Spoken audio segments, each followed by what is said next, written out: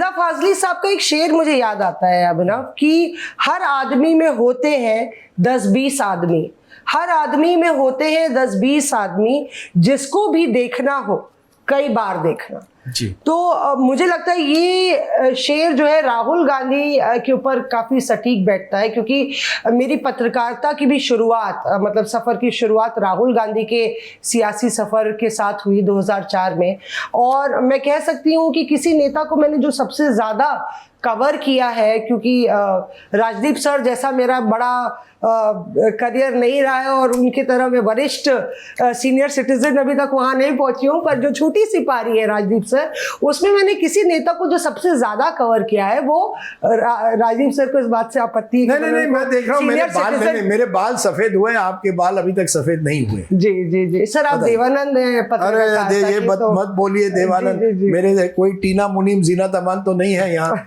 तो खैर हाँ, ऐसा आपने ढूंढा नहीं तो मिली नहीं आपको टीना मुनीम। ढूंढने पे तो हीरा भी मिल जाता है। अच्छा चलिए आगे बढ़िए। मैं पॉइंट पे आती हूँ, क्योंकि सौरभ होते तो ज्यादा खिंचाई इनकी हो जाती है। अभिनव थोड़ा सा मान रख रहा है, मैं इसलिए छोड़ देता हूँ कि भाई थोड़ा सा तो व्यक्तिगत नहीं होना है।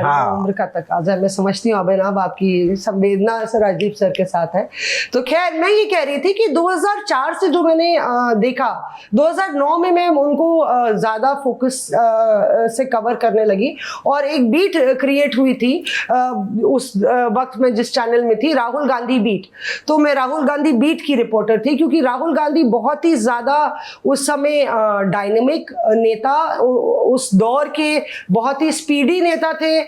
कभी वो भट्टा परसौल पहुंच जाते थे, कभी पदयात्रा पे निकल जाते थे। तो एक ऐसा रिपोर्टर चाहिए था जो बिल्कुल फिटनेस बढ़िया हो, दिन रात काम कर सके। तो सारे सीनियर्स ने कहा ये मौसमी सिंह को लगा दो, ये थोड़ी खुराफाती है, लगातार दौड़ती रहेगी राहुल गांधी के साथ। और उस समय वो जो छतरी वाली गाड़ी होती थी, यानी कि ओबी वैन, ऐसा नहीं है। राहुल गांधी को 2009 के बाद मीडिया ने बहुत ज्यादा कवर किया है।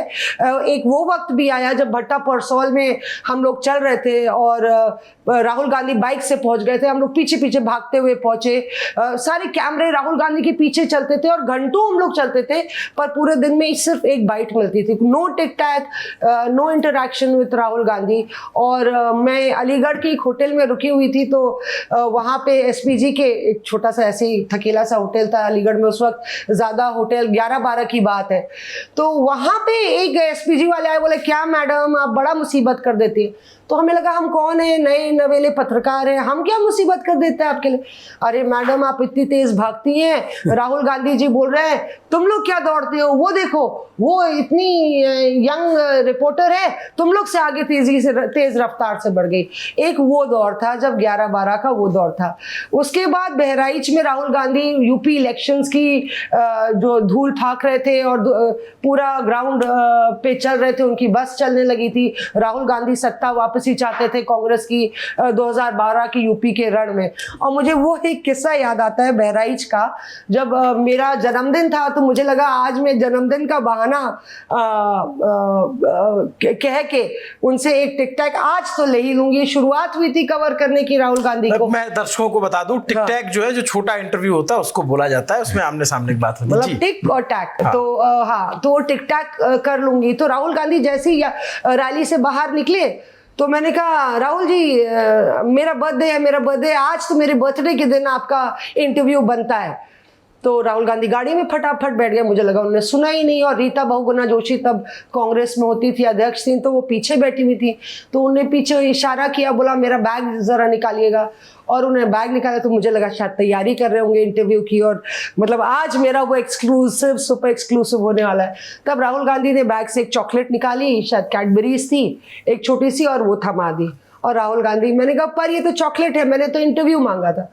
और राहुल गांधी वहां से निकल गए। तो एक 2012-11 के राहुल गांधी थे जो बहुत ही सुपरफास्ट मोड में चलते थे और रिसेप्टिव थे, इधर उधर देखते थे। उनको मजा आ रहा था, मतलब वो पॉलिटिक्स करने में, उस तरह की पॉलिटिक्स करने में। और मायावती को भी उस वक्त वो जमकर घेर रहे थे। फिर चले आइए, मतलब कि ये फिटनेस का जो पूरा ट्रेंड है वो चलता रहा। राहुल गांधी ने कई यात्राएं की, केदारनाथ गए, कई मंदिरों में जहाँ पे लंबी लंबी पदयात्राएं होती है। मुझे याद है नेताओं में होड़ लगी रहती थी, जितिन प्रसाद और वो बाकी नेता बिना उस वक्त साथ में थे कांग्रेस में, तो उन फिट नेताओं को ढूंढा जाता था। राहुल गांधी के साथ कौन चलेगा, हम लोग तो चॉपर से आ जाएंगे, हरीश रावत या कोई और नेता। वो 12-15 किलोमीटर का केदारनाथ का स्ट्रेच बहुत डेडली है और ठंड भी हो रही थी, तो जूते सिलेक्ट करना, और फिर फोन किया जाता था जितिन, अरे मुझे फोन आ गया, और उस वक्त तो जितिन प्रसाद राहुल गांधी के साथ चल रहे हैं और हम लोग हाफ रहे हैं। हमारे कैमरामैन उस समय संजय चौधरी हुआ करते थे, तो वो धूम्रपान सेहत के लिए हानिकारक होता है, उन्होंने कहा बाबा मेरी तो स्टैमिना नहीं है, तुम भाग लो। और हम लोग केदारनाथ पहुंचे, दर्शन किए, और राहुल गांधी के साथ एक सेल्फी उस वक्त मेरी है जो कि 14-15 की है, चुनाव हारने के बाद या उसके दौरान के वक्त की है। तो सब कुछ ठीक ठाक चल रहा था, और मतलब हमें लगा कि राहुल गांधी को इतने जितना ज़्यादा मैंने उनकी रैलीज कवर की हैं, उनको करीबी से देखा है। सर ने तो, राजदीप सर ने बड़े प्रधानमंत्री देखे हैं, बड़े नेता देखे हैं, नरेंद्र मोदी साहब को भी बहुत करीबी से देखा है, पर मेरे लिए राहुल गांधी का अगर किताब मुझे लिखनी होगी राजदीप सर, तो मैं राहुल गांधी पे लिखूंगी, क्योंकि पर इसीलिए तो मुझे बुरा लगा कि जब मौसमी जी ने कुछ महीनों पहले राहुल गांधी को सवाल पूछा, हाँ वही इस पे मैं अभी तो तुरंत उनको कहा गया आप बीजेपी से हैं, या बीजेपी ने आपको वो सवाल दिया है। ये मुझे अच्छी बात नहीं लगती। मैं जानता हूं कितनी मेहनत करती है। अब क्या हुआ है ना, यही आपके मन में एक बात है, नहीं ये जो है वो कहीं बीजेपी से जुड़ी हुई है, वो आप प्रेस कॉन्फ्रेंस कीजिए, लोगों के सवाल लीजिए, लेकिन किस पर आक्षेप करना कि आप अडानी के आदमी हो या आप बीजेपी के एजेंट हो, ये गलत है। यही जो आप यहां कहते हैं भारत जोड़ो नफरत छोड़ो, अच्छी बात है, बहुत ही अच्छा नारा है, फिर प्रेस कॉन्फ्रेंस में किसी पत्रकार के खिलाफ क्यों इस तरह के भाषण करते, तो कहीं एक वो इट डज नॉट मैच, और मैच नहीं होता। एक चीज मैं मतलब जितने दिन से मैं भी कवर कर रहा हूं, जैसे जो पत्रकार जिस बीट को कवर करते हैं, एटलीस्ट उसके नेता उनको बहुत अच्छे से पहचानते हैं कि ये हमारा, क्योंकि अच्छा मैं दर्शकों को बता दूं कि पत्रकारों में भी बड़ा फिक्स होता है कि ये फलाने बीजेपी कवर करते हैं, फलाने कांग्रेस करेंगे, कोई डिफेंस कर रहा है, कोई अलग अलग उनकी बीट होती है, और लगातार उन पर उस पर काम करना होता है। तो जैसे ये अभी आप इस किस्से को कंप्लीट कीजिएगा, मैं उस स्ट्रगल को मैं भारत जोड़ो यात्रा में भी देख पा रहा था कि जितने भी कांग्रेस बीट के रिपोर्टर रह चुके हैं, हम लोग बीट नहीं कवर करते, हम तो बाकी सारी चीजें भी कवर करते, वो हमेशा परेशान रहते थे कि एक बाइट मिल जाए, एक अपने टिक टैक भेज दूं, क्योंकि लंबी यात्रा थी। और कांग्रेस बार बार ये आरोप लगाती है कि हमें टीवी पे नहीं दिखाया जा रहा, हमें स्क्रीन पे नहीं दिखाया जा रहा, हमें जगह नहीं दी जा रही। तो शुरुआत हो गई, शुरुआत में सबने दिखाया, फिर थोड़ा आगे चले, फिर आगे कैसे बढ़ा जाए। तो आगे बढ़ने के लिए होता है कि आप कोई बयान दें, कोई बाइट दें, कुछ आए। आप लोग लगातार प्रयास कर रहे थे, मुझे नहीं लगता कि आपको कोई इंटरव्यू या बाइट मिली थी या फिर कोई टिक टैक रिकॉर्ड किया था। स्टैंड एक्चुअली लिया था, मीडिया में इंटरव्यू नहीं देंगे और यूट्यूबर्स को देंगे। मतलब मुझे ये लगता है जो राजदीप और आप दोनों बात कह रहे हैं, मतलब मुझे लगता है राहुल गांधी शायद दुनिया से नाराज है, या जो उनके साथ जो पर्सनल घटनाएं हुई हैं, ट्रेजेडी हुई है, उसको लेके उनको थोड़ा सा अविश्वास है लोगों में।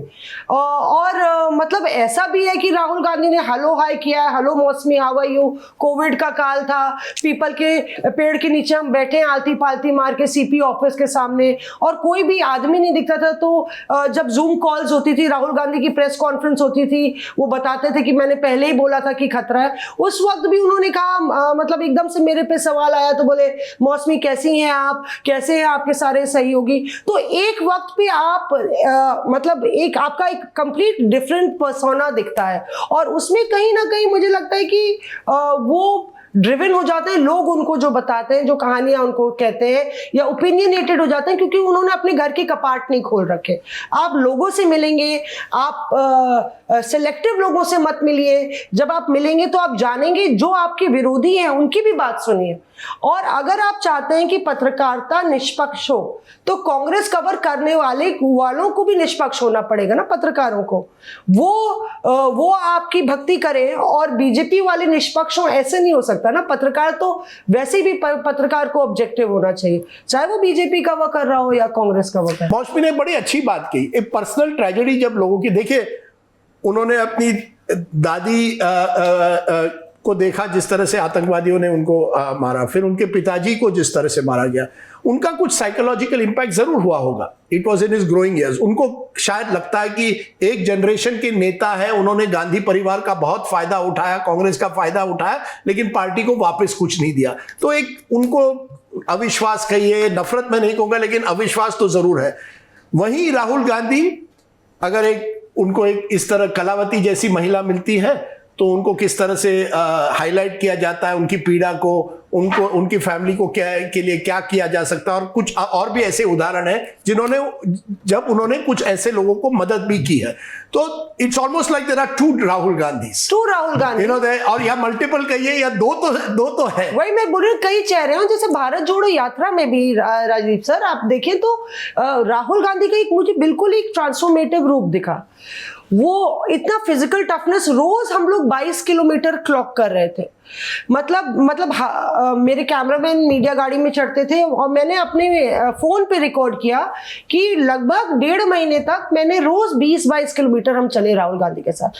तो एक ट्रिमेंडस स्टैमिना थी राहुल गांधी में। और मुझे लगता है कि भारत जोड़ो यात्रा में राहुल गांधी को यह एहसास हुआ कि जनता की शक्ति क्या है और उनका जो कनेक्ट था लोगों से, उससे उनको अपनी शक्ति का एहसास हुआ कि वाकई में मतलब 2014 की हार के बाद 2019 के बाद जिस तरह से 2 हारों के बाद राहुल गांधी ने ये यात्रा ली, तो अपने आप में भारत जोड़ो यात्रा। लेकिन उसी चीज को कमलेश सर ने आगे कहा कि उसको कंटिन्यू नहीं किया, वो जो मोमेंटम बना था उसको कहीं ना कहीं छोड़ दिया।